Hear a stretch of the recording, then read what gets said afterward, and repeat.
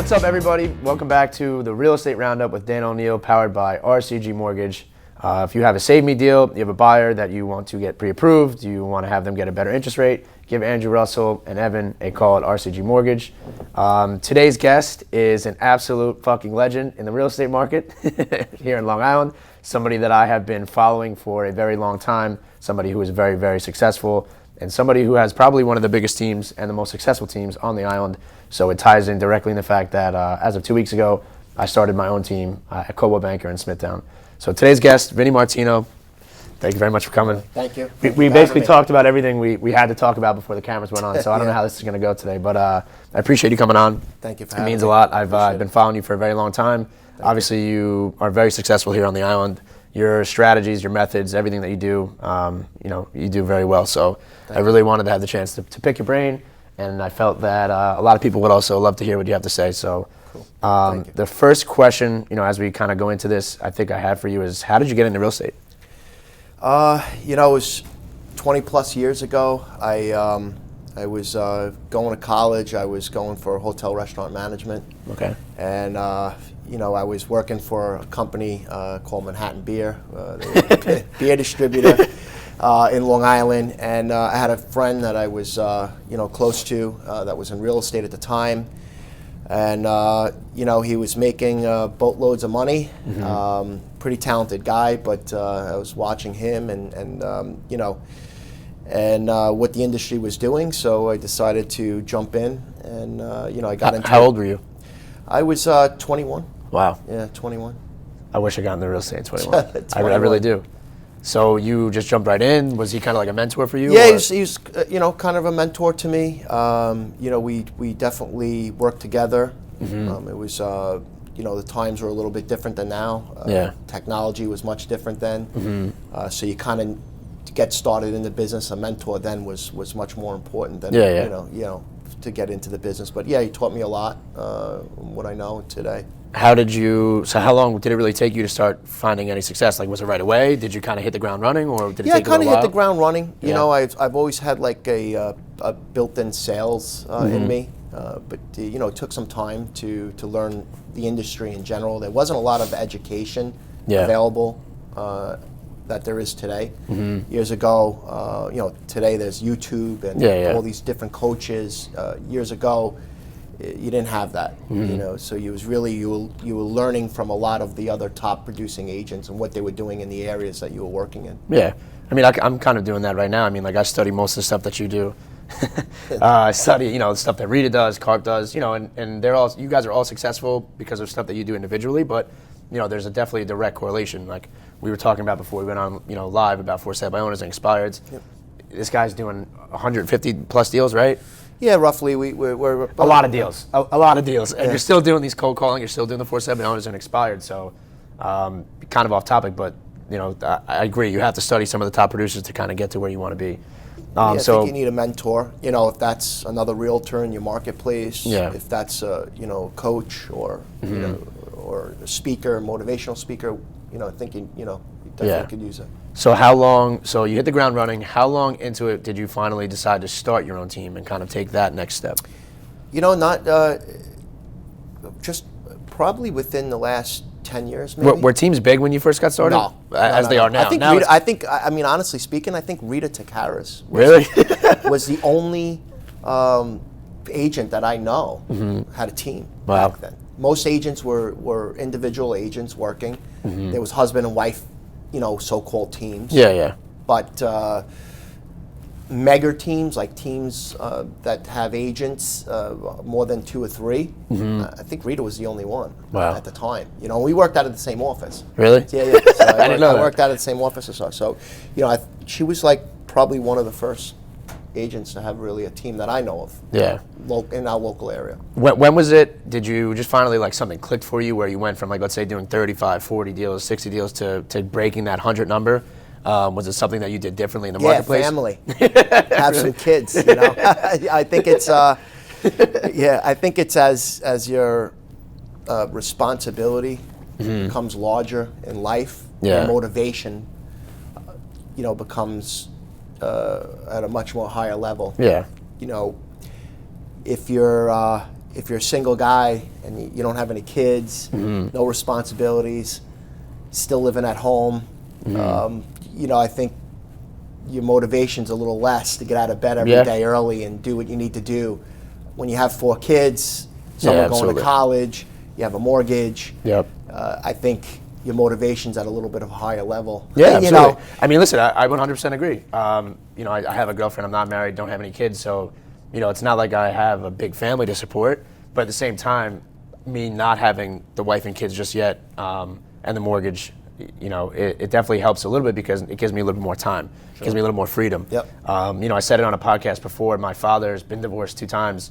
Both times was because he was a workaholic. Right. I mean, amongst probably other things, but but mainly, the guy was a workaholic, so he was putting in 70, 80 hours a week because he wanted to. Sure. And I'm kind of, I think, following suit a little bit, but it's really just because I don't really see real estate. Like when I wake up, it's not like, oh shit, I got to wake up and go to work. Real estate to me, like waking up this morning, like I'm giddy, I'm excited to have a chance to even just sit here and chop it up with you. So for me, real estate is kind of, it's almost become like a hobby, and like everything else is. You gotta love what you gotta love. You gotta love what you do, 100%, and everything else kind of has become like recreational. Like golf or going to a Mets game or softball, anything. I stopped all that stuff. Years ago, I think that was too. Is that I was out going to games, played softball competitively, so we were traveling every weekend, and I loved that stuff. And we were around a group of guys, nothing better. And then things start to click as you go on in life. You start to realize that there's more important things to do. Of course. Grow your business. I don't even play ball anymore. It's and I want to get back to it. But right now, starting different businesses as well. I think my motivations are different now. They're much more intense. Absolutely. To achieve more today than it was maybe 5 years ago. So. No, 100%. And me being 25, I still have friends that are going out every Friday, Saturday because no one's really married yet. Of course. People have relationships, but for me, that's a big thing too because a lot of my friends go out and they have fun. They're doing this, that, the other. But I like to go back to 25 at least a week. but my motivation is different now. I don't want to do those things. I don't have the time, the energy. I don't need to be. My brain power on 50% for a week. We went to the Jets game on Sunday, and I didn't really even feel 100% until Tuesday. Like you're missing something. Exactly, and it's a good feeling, but it's tough, and that's something I want to talk to you later about is work-life balance. But the next. So everyone has a different answer about that, but I think the general consensus is just that in this business, if you really want to be very, very successful, it's tough to have a really big work-life balance.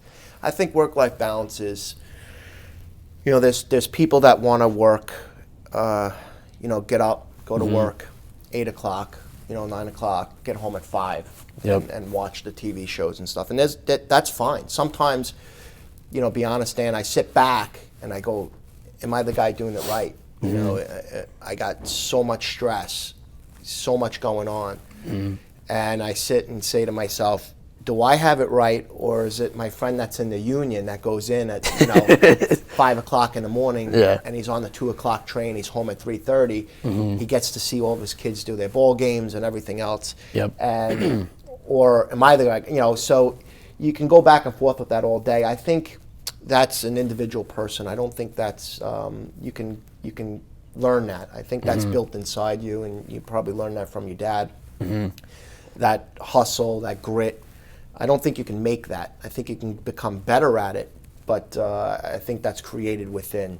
And people ask me, how do you balance life? I really don't. I mean, I'm a workaholic. When I'm even home, I'm still working. My mind's driven. My phone's in my hand. And I got to get better at the balance of with the family. But I guess I try to involve them or do whatever I can. But if you want to be truly successful, and that may be in any business, it's very, very hard. So people that say, I can't believe anybody that tells me they got the 4-day work week and they take off Friday, Saturday, and Sunday and they go visit the beach house and stuff like that. I think that comes way later in life when you've hit that mark where you're financially set. And nothing can actually change you, not an economy, not anything. You're not exposed anymore to but right now, I don't see. So does your wife's got to be very supportive, because in this business, I mean, like you said, you're home, you're working. Yeah. Same thing with me. Even if I get home at 7 or 8 o'clock at night and we're about to eat dinner, like my phone's still going off, because now people are getting off work and they have questions, and they, so your phone is really, we're like a doctor and a surgeon, but this is also the only business really where you can make that kind of money as a doctor, as a surgeon. But you're always on call. You're always picking up the phone. So I always find it very interesting. Like, did your wife, did you marry your wife before you were in real estate? Did you marry your wife? So it's funny. I met my wife. She was in real estate. Really? Yeah. So she used to work for Team Rita. That's really cool. So yeah. So then she understands then. So, all right, so she understands. She's in the business. Okay. She's still licensed. She came back for a little while. And we have 4 kids, so she's a stay-at-home mom at this point. We still got kids that got to get on the bus. The youngest one. So it's hard, but. Listen, I get yelled at a lot from her, on my phone. My kids yell at me. I'm walking through Hershey Park and I'm on the phone or texting. There's even actually a video. Someone called me and they said, "You're never on. You're never off the phone." My daughter was riding horses, and she got whipped off the horse and shit, really? it fell on the floor. And I was on the phone and I'm like yelling in the background, "Get up!" Yeah, it's tough. It's definitely tough, and I haven't found the right mix yet. But in 20 years, 20 plus years. No, I think I have that drive. That's it's crazy to say. It's the most important thing to me. Outside of my family, of course, their health but I do everything for them. So it's to make their lives easier as they grow up and have something built for them if they decide to take it one day. Yeah. So recently, you made a switch from Elliman over to Coldwell. Sure. You came to the dark side, or I guess the good side. Sorry, Bill. So can you, I guess, shed a little bit of light into that, like why you kind of made that decision after 10 years at Elliman? Obviously, you were mega successful. Elliman was a great company. I have nothing bad to say about them. They've treated me well over the years, and we've done great together. I think Coldwell Banker, I think change is always good. Change it gets you motivated again. It was more about just they supported my team and I a little bit more at Coldwell. What they were offering us, obviously is splits and stuff like that. So, and it was a step away from taking me out of opening up an office because I wanted to give more money to my agents for them to earn more and for their families, and I obviously wanted to earn more. Of course. So there's many different ways to earn more. It's not always about selling more homes. So it's taking higher commission splits and getting, taking higher commissions, getting higher commission splits. So I just wanted to, before starting another 10 years of my career, I wanted to make a change and of course. do what's best for us. Would you, so I mean, we talked about this before we went on air, but would you ever want to become a broker? Would you ever want to open up your own office now? No. I have no, I had a small desire just not too long ago. But again, I think with the commission splits that companies are offering today, there's really no reason to. I think the other thing is that the real estate offices we touched on earlier before the cameras were on is that you were able to make money as a real estate office many years ago because the commission splits weren't as competitive as they are today. Now today I just don't see the value as an individual agent, looking to open up a bunch of offices. I think maybe if an office was approached to me that was established, running, and maybe there was a group of offices, 5, 10, 15 offices, and I was able to make an acquisition on that. Maybe. Maybe. And maybe later on in life too. At 40, I'll be 42 in a week. So at 42 years old, happy birthday. Do I wanna? Thank you. Do I wanna start running around managing? But, and it's tough to compete too because you have Realty Connect, you have these other companies that are giving such high commission splits. No one's gonna want to stay with you. It's kind of like and it's hard. And EXP's offering 100% now too. I had Shaughnessy on here. I have tons of friends that are down in North Carolina, South Carolina. I mean, they're getting 100% commission splits. Granted, it's probably not truly 100%. But it's tough to compete with that, especially as like a newer office or somebody trying to break in as a new broker. You have to find it really interesting. They're big down south. Same thing with like Keller, and then you get around here and they don't have too much market share just yet. Yeah, not yet. But I'm sure someone will break the code. And New York's always been a difficult place to tap into, no matter what it is. If it's the for sale by owner companies or all these other companies, I think New York's a little bit harder. Especially we have a lot of niche markets like Manhattan and the Hamptons, which I admire because they don't allow disruptors like Zillow and Realtor and Trulia and these other companies to come in. How do you? So Brian Karp just did a video on it. I did a video on it a couple weeks ago. How do you feel about Zillow? I don't like them. I don't like them. I mean, I don't use a lead from Zillow. Really? So I haven't since I've been in the business. Wow. So do you advertise? Do you spend the money I for your do spend agents, money on for the team? Zillow and Realtor. I've cut back over the years. I would love to cut them to zero. Yeah. I'm not a believer in them.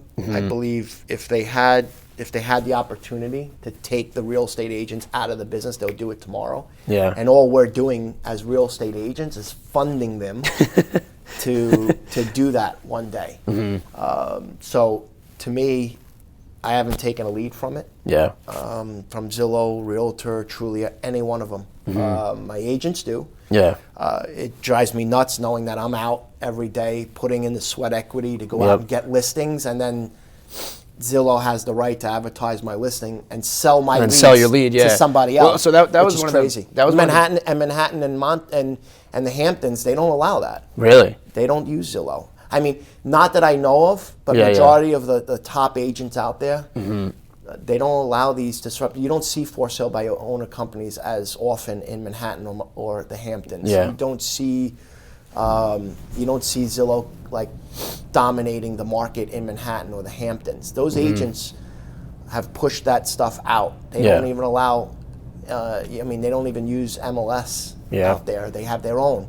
Which I admire them for that because they are controlling their market. They're not allowing anybody to come in and potentially take the business from them. Yeah, it drives me absolutely crazy when I have a listing and somebody will be trying to get in touch with me as a listing agent, and they go through Zillow, and of course it routes to the 3 people that are advertising in the area, and then Joe Schmo shows up and takes the lead and then sells the house. Drives me absolutely bananas. But I'm definitely part of the problem because now that I started a team, you do it. I'm spending the money on it because you have to provide leads for these for the agents. So I'm definitely part of the problem. But it's guess how Zillow makes their money? How they make the money? Yeah, off of us. Yeah, well, I mean, off right. us So if agents stopped one day and just took away, to me, I believe we go back to the multiple listing service, the cooperation of brokers is important. Yeah. But less agents go out and individual websites and market and pay for the money there to advertise themselves in the company. And that just shows people anybody today can become a halfway successful realtor with companies like this. Go out, buy a zip code, spend $300 and get automatic leads. It was different when I got into the business and I admired, I always looked up to her, Rita, her and I talked, we just spoke recently. Yeah. How years ago, it was, you wanted listings, you had to go out and door knock or cold call or call expireds, and I've never changed my business. So meaning, that's a fact. Yeah, with all the things I have going on today with investments and building homes, and I opened up a construction company 2 years ago and went public with that, and we're doing really well with that. I've never stopped prospecting. Yeah, trust me, I know. I've competed on so I still do it every morning. You show up to a house and you get told that your competition is Vinny Martino. How do you even compete with that? The guy's selling 150 houses a year. So what the fuck is this guy still doing? Not gonna do it. Still. I still do it because I don't know anything different. Yeah. And I still today refuse to throw in the white towel and give my. If I was to go back to just being a single agent, Zillow would have none of my money. Yeah. Realtor.com would have none of my money. Me either. And I think I got lucky because the team that I came from, they spend a ton of money on Zillow, right? So your phone, you can be sitting home playing Fortnite, and your phone will pick up whatever, and you get a lead. Dude, I don't know what Fortnite is. When I was growing up, we played Atari and Nintendo. I don't play video games either, but that's. But you know what I mean? You can be sitting home on your couch and pick up the phone. Yeah. And it was just something that I didn't really, I don't know, I guess I would pick up and somebody were to get to it. So finally I was like, you know what, I don't even need these Zillow leads. I might as well just teach myself, let me do the for sale by owners, the expireds. And that's how I really got started, and I did really well. And there was a little bit of a time where I stopped doing it for a couple months because I was like, I'm good now. I get referrals coming in, I'm doing 3 or 4 deals a month. I don't need to do it anymore. And it wasn't until I went to that listing appointment that I was competing against you, where I was like, this guy is doing 150 deals and he's really still doing this. Like, I need to wake up. And it kind of gave me a little like a re-motivation, I guess. You know, there's no reason to stop doing that. Why would you stop the things that made you successful? Yeah. Even if you're doing 60, 80, 100 deals, why stop doing those things? You know, everything is, you know, no matter how much technology comes out, you know, I think the only thing that's a positive towards technology is email and text message. Yeah.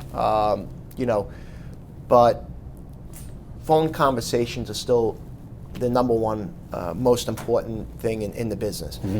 Because everything leads to a phone conversation. Even if somebody calls off a Zillow and they're interested in a home, you know, you're not communicating with that buyer or prospective seller through text messaging or email the whole time. Yeah. You got to pick up the phone and talk. And for me as a business person, the phone, a conversation, either in person or on the phone, tells me a lot. Tells me, over the years of doing this, it tells me their motivation. I can hear it in their voice.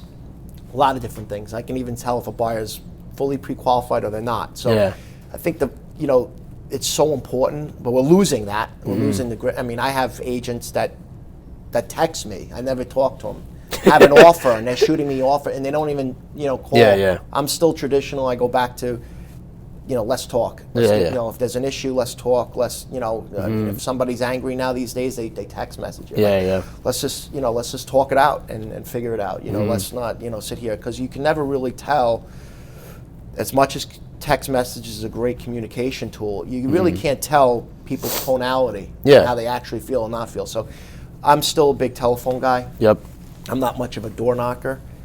You know, I feel, and I know there's a lot of agents out there that are doing it. I think Carp is a big door knocking guy. He's super successful. So I think, you know, door knocking is still great. I feel like, you know, the phone gets me not in front, but in connect with people a lot faster than, you know, if you're door knocking, you're driving around and that person is not home. You know, and they're pissed off at the world because the house is expired and you got a business card or a brochure, and they just rip the shit up and throw it out. Where, you know, getting them on the phone, especially today. Years ago, you know, when we were prospecting, again, cell phones weren't popular. You were paying by the minute, you know, or by the call. So you didn't use your phone to prospect or call or buy, you know. You want a bag of quarters. But, you know, you'd call the home. So a lot of times, again, you know, the people weren't home. Now the communication today, you know, and all the technology that gives you the numbers, you can call these people at home and in a cell. So I think the telephone gets you in front, you know, at least in conversations quicker. And so how hit more at one time. You've had to, obviously, I mean, over 20 years, to keep the level of business that you're doing, you've had to constantly probably adapt to not only the new markets, but new strategies, whether it's technology, whether it's, you know, anything. So, I mean, how have you kind of, you know, I know you said you were in coaching at one point. How did you kind of always stay either on top of it or always one step ahead? Because it seems like you are always. I think it's just, this is the best advice I can give everybody. I look at successful people that are above me or super above me, like, you know, speakers and stuff. And I watch what they do, not so much listen in a way. So, you know, you got a guy like Grant Cardone, right? Big sales guy. He's everywhere. So I don't necessarily listen to every single thing he has to say, but I watch what he does. You know, people follow Tom Ferry. You know, watch what he does versus what he's doing. You know, watch what he's doing. So I think that's the most important thing, is really paying attention to what's coming in, and then trying to adapt to it right away. And then weeding out what actually doesn't work, because there's a lot of stuff that doesn't work. Like social media, Instagram, Facebook, it's a tremendous tool today. It's one of my biggest lead sources. It's a gift. And years ago we didn't have that, so now you can get in front of, you know, your sphere of influence, your family, and keep reminding them in your real estate. But you can also hurt your business by spending all your time on there as well. Oh, absolutely. So I think you have to delegate your time out on what you're doing and how much you're putting out there. And then delegating your time on putting yourself on the phone and social media and breaking it up into sequels and working different angles. Because one thing's never going to work, No, absolutely, and you gotta have to constantly be changing yourself and evolving, and constantly making yourself better. One other question I had for you is, so obviously to be as successful as you are, you need to surround yourself with some of the best people, or at least people that are like-minded or hungry and have the same drive as you. How did you find the people that are on your team? How do you choose? I know you said before we went on air that you had 6 people on your team. Have you decided to keep it at that level? That number? Have you wanted to get bigger? Yeah, no. I think I'm at a different state in my business. I have some great people that work for me. Adrian has been with me for, I think, 15 years now. Wow. So as an assistant, I went through a few before her. She's amazing. So I couldn't have been where I am today without her. And then all the rest of my team members, I've went through plenty of real estate salespeople. Where I'm at right now, I'm comfortable. I think I want to get them better and get them to their next level before I start recruiting more. Yeah. Because then you become, an owner or a manager, and you're managing your business. Those people. Now you're taking yourself out of the equation of sales, and I think that's the biggest detriment any agent can do, is just to become a team leader and not sell real estate anymore. Because if that team ends up walking away or leaving you, now you're stuck and you're not doing anything. So I think I'm comfortable where I am now. If the right prospect comes, to me, I think, I would entertain it. But right now I'm very comfortable where I am with my team. I think if you overwhelm yourself, and right now, so I have four people with me. But you have to focus on helping them get to that next level, but you also have to keep in mind you got to continue your business. Sure. So I don't want it to get to a point where Gail Carrillo has like 25 agents on her team. That's amazing. They are extremely successful. Not probably, they are very successful. But that's a lot of people. You got a lot of people to deal with. You have a lot of personalities, a lot of egos, a lot of issues, whatever. I would never want it to get that big. But you have to keep it to a point where you're able to be as successful as you can be, and you can also. You could always do the same numbers, small. You could. Like, again, improving yourself to do more as an individual, and then making your 4 team members, if they did 5 deals this year, get them to 10. Exactly. Get that guy that did 10 to 15, and you're making the numbers up there. Exactly. And then slowly bringing new people on. I look at some of these mega teams, Ryan from $1 Million Listings. I mean, he's got 50 people. I guess I would add as you need. As you need the agents, because your business is growing, then you add. I wouldn't just rush into. Yeah, of course. I've seen so many people, and you did it right. You became successful as an individual agent, and then started a team. I watch some of these people in the business, and they're team. Yeah. But they haven't. No disrespect, they haven't made it themselves. So it's like they've never sold more than 25 homes themselves, but they're starting a team. Yeah. That's not the. I mean, it's not the right way of doing it. No, I agree. You have to be able to hit a certain number yourself before. I mean, how are you going to take people on and tell them what to do and train them and show them what to do if you don't really know? Right. It's interesting. I've only had my license probably a little bit less than 2 years, and I did start the team. But I think that you're the next king of the castle. I appreciate it. You're doing it now. I appreciate that very much coming from you. But it's something that I feel like I've gotten my master's. Listen, I'm going to learn, and I do learn something new every single day. But for the time being, I feel like I've gotten my master's in real estate and the market, and just from my experiences, like every house that you sell, whether it's a buyer, seller, anything, it's always a different story. It's always different obstacles. It's always you have to get the win every single day. So I feel like I can really help these people in the sense that they're all pretty much new in the business, or if they're not new, then maybe they're struggling a little bit. But I feel like what I've done has got me to a certain point, and listen, it's definitely hard work, but if I can even push them in the right direction and just show them a little bit of what I do, then if they're willing to take it and run with it, they'll be successful themselves. I think it's education too. I think, if you went, because you needed a surgery, let's just say, you went to a cardiologist and the guy says to you, I've done some surgeries, but I don't practice often. And I don't educate myself at all, so I'm not really up to date with the new medicines and everything else. You'd probably run out of the office.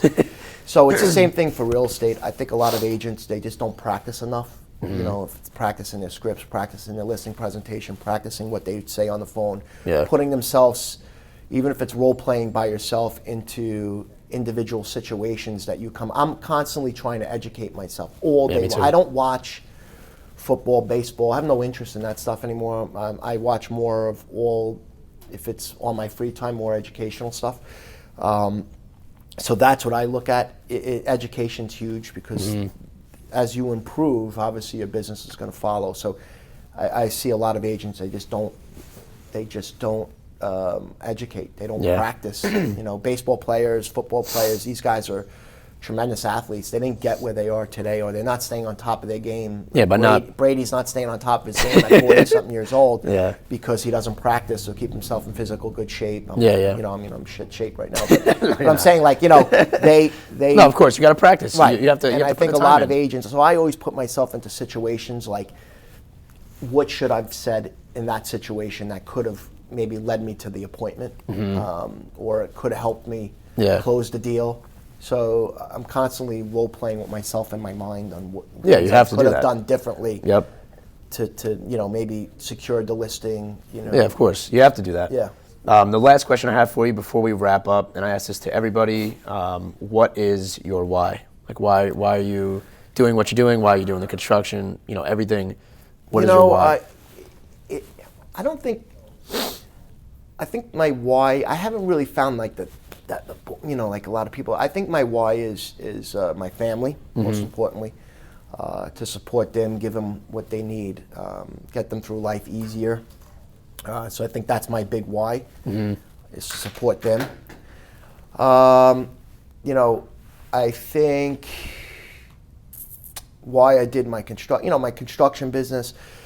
I always, for many, many years, I was known as like the agent that did new construction. So I always had a desire for construction. So that's why I opened up the company. I enjoy, you know, I don't physically do it, but I enjoy the design of it and seeing things progress in that. So I enjoy the construction end of the business as well. So, you know, I'm kind of split up now between construction and real estate. Yeah.